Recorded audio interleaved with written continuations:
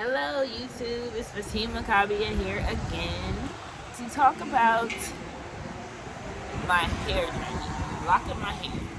So I was also going through YouTube researching for at least about 3 or 4 months. Seriously. Well, going through YouTube doing that research actually it took me about 10 years to commit to the decision to lock my hair because I also enjoyed wearing weaves. I probably was addicted to wigs. And now that I look back, I'm like, some of them wigs look crazy. They look ridiculous. So I'm so glad that I locked my hair. It definitely is a journey. I'm saying that. I'm really glad. And I'm here to explain and go over a few things that are of a concern to a lot of people who lock their hair.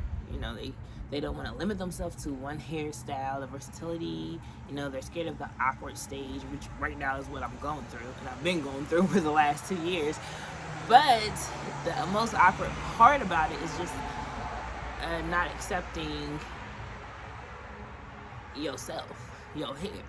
Like, you really just have to let it do what it does.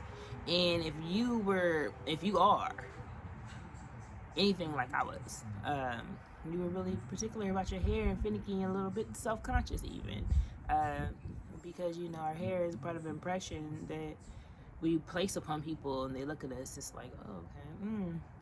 But I mean, honestly, a lot of them wigs, them lace fronts, they look even more silly than the awkward stage than this. As a matter of fact, according to a lot, you know, most opinions that I get, this looks way better. So it's really just about embracing yourself and embracing who you are, and then letting it do what it does. Because sometimes, you know, your hair will just do whatever it does. It will definitely. In the beginning, the way it grows, like sometimes even my locks on the side, because, you know, my edges are a little shorter than the middle. Like, my hair in the middle grows so fast, but like this has to be babied so much in order to grow at a certain rate. But anyway, so it just looks funny to me sometimes. But I'm not, no lies to you, like even when I thought I had the most lace front, you know, and I was just feeling myself, my baby hairs was laid, and you could just, it blended perfectly. I get compliments, you know, but not like how as many compliments as I get this hairstyle. It is like ridiculous, like and I'm not gonna front. I have my moments where I will put a wig on. Like, I like it for me. It's not like I'm wearing it to cover my hair because I'm having a bad hair day. Let me just put this wig on. There's no such thing as a bad hair day. Take care of your hair, you know? Then you don't have to worry about no bad hair day. Because, you know, but let's focus back on that. So, few things that were of concern to me before I locked my hair was, 1, the versatility, 2, maintenance, and like maintaining it. Like, once I get it done, I need to have options. I need different stylists. Like, if one stylist is not available, who else is going to be able to do it? You know, it's a big investment you make. Not only are you investing your time, your money, but it's your hair, okay? And it's locked. Now, you can comb them out, but still. So maintenance, definitely. The number, it's no particular order, but that's important. That's the second part I want to talk about. And lastly, one of my concerns besides that was just appearance. How it would look on me, how it would fit me, adjusting to my look and accepting it. Like, it's like change is just uncomfortable for everybody. It's something new, period. It's like, I know, but like embracing it, learning my hair, and embracing my look. So those were things that were a concern of mine. And they may possibly be a concern of yours because you're watching this video. And this is probably like the 10th, and if it isn't, it will be. You'll watch more. But I hope, you know, I give you enough information to encourage you to go for it and definitely do it. And if you're thinking about it for longer than 6 months, you're definitely just do it. Go for it. So the first thing is what was I saying? Versatility? Yeah. So that was a concern. And you will have it. That's the way you will have it. I wear wigs, like I just mentioned. I know I was a little all over the place, but with the versatility part, you will have it. Just make sure that you maintain your touch-ups, because you don't want your hair to get tangled up, and make sure you don't keep it in your hair for that long.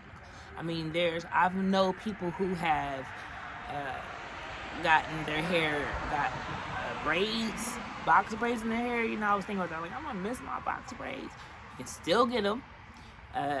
Wigs, weaves, still get them. Sew-ins, you can still get them, but you need to make sure you take care of your hair.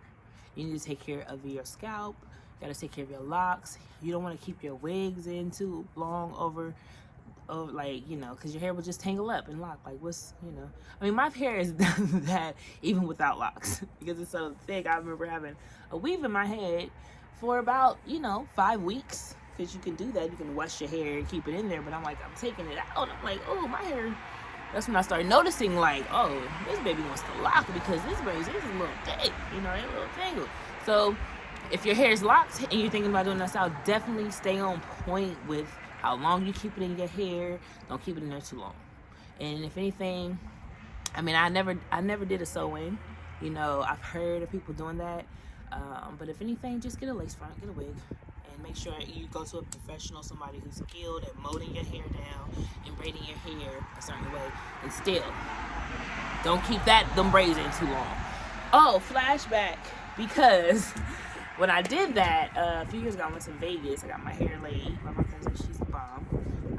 Chanel, CBE. CBE, but her name is Chanel Bryant. She's out in Vegas, and if you don't know, look her up. I may include the description. I will. I'll include the description to her. It's a hairstylist. She does hair. She sells wigs. She's the bomb. The description for her store will be in the description. The link for her shop, it will be in the description box below if you wanted to check her out. But yeah, her so she braided my hair back. I kept it in, and because she's out in Vegas, it's like, okay, you know, I was so excited. I went there. She personally did my hair, you know, got my wig on, feeling myself, little hair. And when I left, I kept it in a little longer, maybe an extra week, you know, I'm like, I can do it. And so when I took the wig off, the lace front off, I took everything off, and I made sure I had a lot of moisture on my hair. Still, I kept it in that little extra week. I took them braids out in the back. A couple of my locks had combined together. So when I went to get a retwist, she had to do, you know, they call it grooming, you know, how to kind of cut and then like re-dread. So that one last week, it started to like just grow together. So that's something to look out for if you decide to do those type of hairstyles. Make sure that you are on time with it and maintaining it. There's no slack.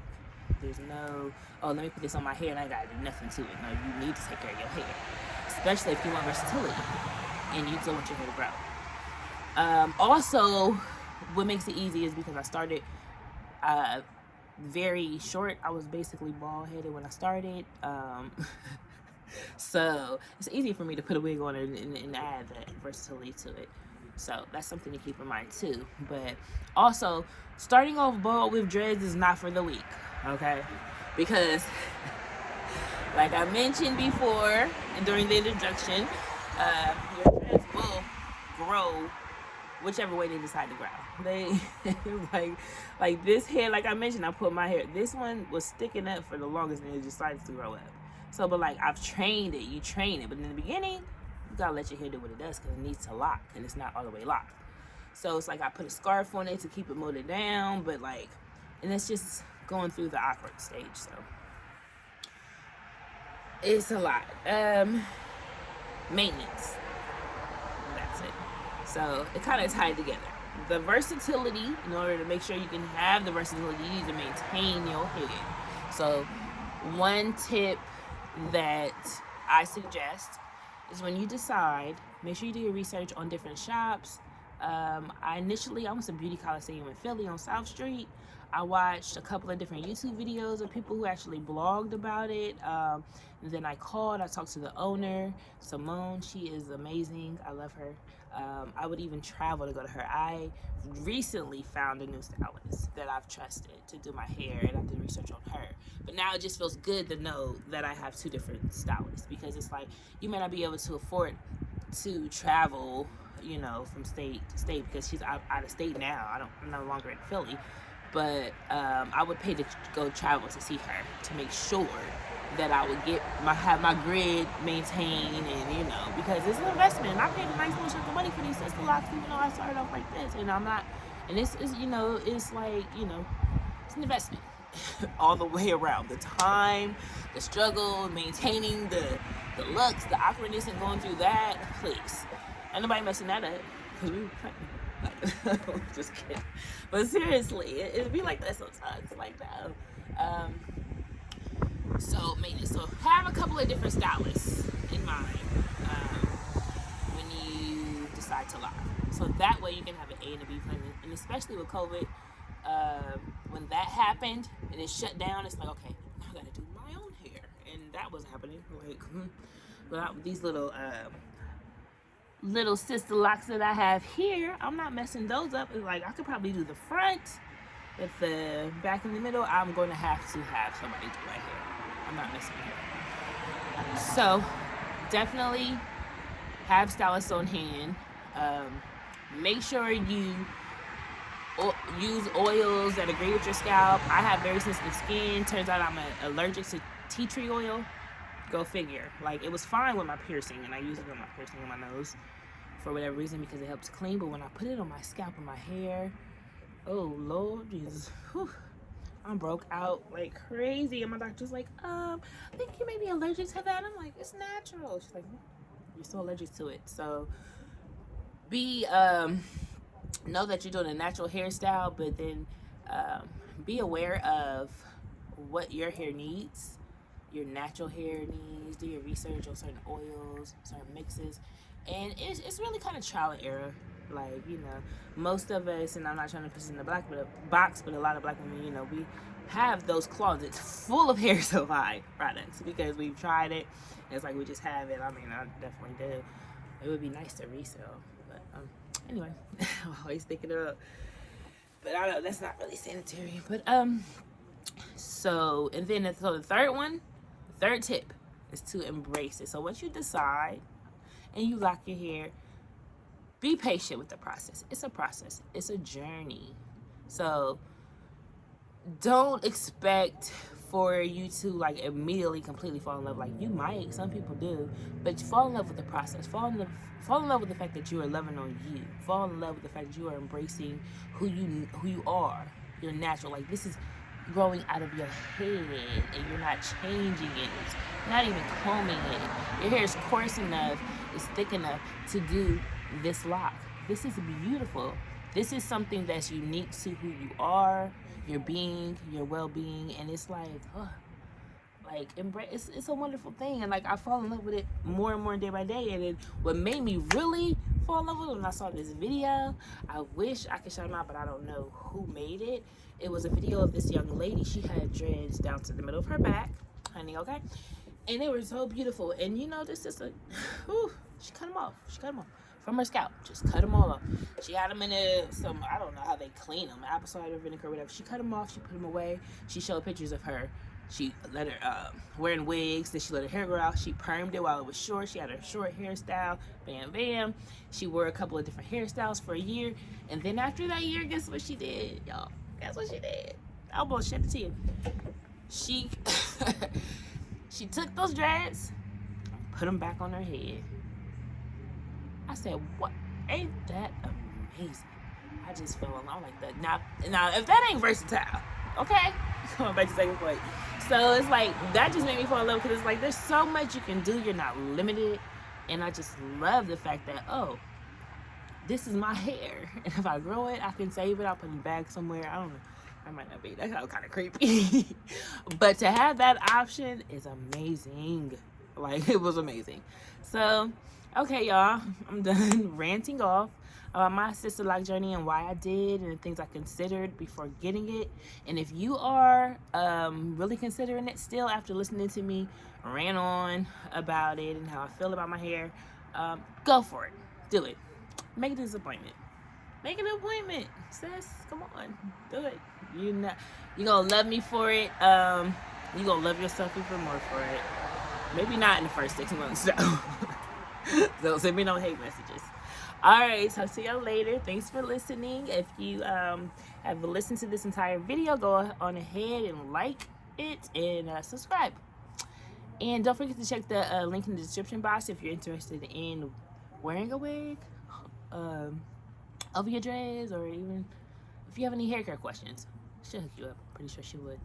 All right, talk to y'all later. See you next video. Peace out.